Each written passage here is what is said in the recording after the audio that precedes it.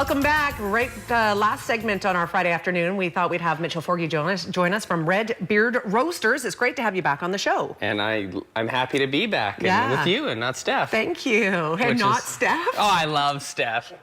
Actually, she's good. I still hope she's watching right now. She's a good customer, and all of her family is our customers good. too. So it's actually like, yeah, I mean, we saw her later that afternoon, I think, at Red Beard. Oh, that's awesome. Yeah, beautiful. Fantastic. You guys are probably gearing up for a busy weekend. Long weekend will be busy for you? It's always hard to say. May long specifically has everybody rushed out of town to go camping, it seems like. And then it rains. It seems almost inevitable. And then we get this like rush back, sort of like Sunday night. Right. And anyway, knock on wood, that's what I've seen, so that's what I'm planning for. Okay. But this is actually our first May long open as Red Beard with a liquor license and as a restaurant. Okay. So it'll be, you know, who knows? Who knows what to expect? Yeah. But today on the show, we're expecting to have a couple of fantastically fun little drinks. What is this? Yeah, so I mean, normally I do beer, and so I've been kind of wanting to like branch out a little bit and sort of show a little bit of some of the other things that we do.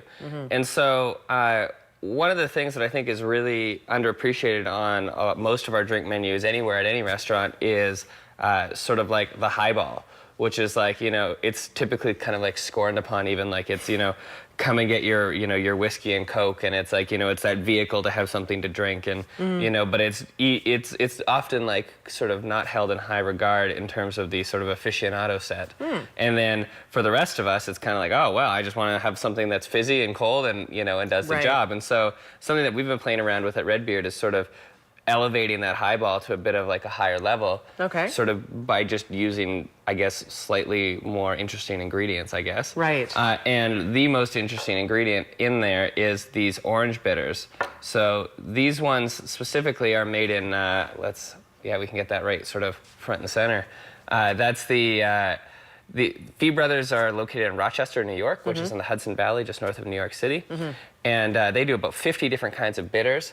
So anything from barrel-aged bitters to chocolate bitters to plum bitters. And basically what a bitter is it's a concoction of sort of like a neutral grain spirit, like vodka, except at a really high proof. And then you infuse it with sort of all these bittering agents, so seeds, herbs, whatever. And if we give the bottle a little bit of a smell here, you can see that it smells like orange, like it's, you know, it's... But does it taste like that? And what's really fun is if you put it on your hand and give it a little taste, I don't know if you want to or not. I'm gonna let you it gives you like a wicked like bittering sensation, like your whole mouth just puckers, and you're like, oh my God, you know? Really? But when you dilute that, as we're about to, put it in something else. So we're gonna put a couple drops of these orange bitters, and that's all you need. We have 3 minutes left in the show.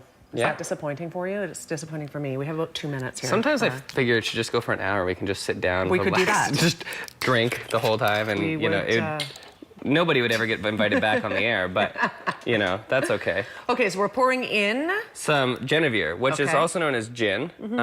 This one is a Dutch one. Genevieve, more than gin, is a little bit less herby. It's more reliant on the juniper berry for sort of its flavor, and so you get a little bit more of a berry in there. So you can see sort of a running springtime theme here. We got the orange bitters, the gin, but the sort of juniper berry forward. And then tonic water. Not your average tonic water. Yeah, so this is just Fentimans tonic. You can buy it at a handful of places around town. I think, what's the one? Nature's Fair has it, but obviously we have it. Is this an elite tonic water? Tonic is sort of, it was actually invented in India. Quinine was added as a thing to combat, I believe it was malaria.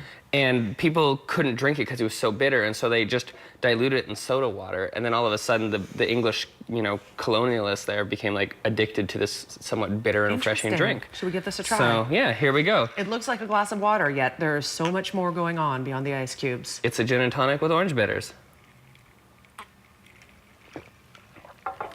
Oh, that is delicious. Yeah. And what a nice spring drink. So good for the hot weather. Totally. And so this is, I think this is great because it's simple. You could take it at home. You can take these bottles on a picnic. You know, not that you'd ever take them outside somewhere.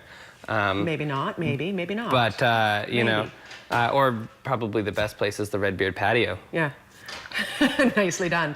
We are so out of time. We didn't get to this one, but how about we do it next time? Would that be okay? There's no worries. Okay, you know what? I hope that all works out for you with the May long weekend plans. This is delicious. Thank you for being here. Information's on the screen. You should head over to Red Beard Roasters.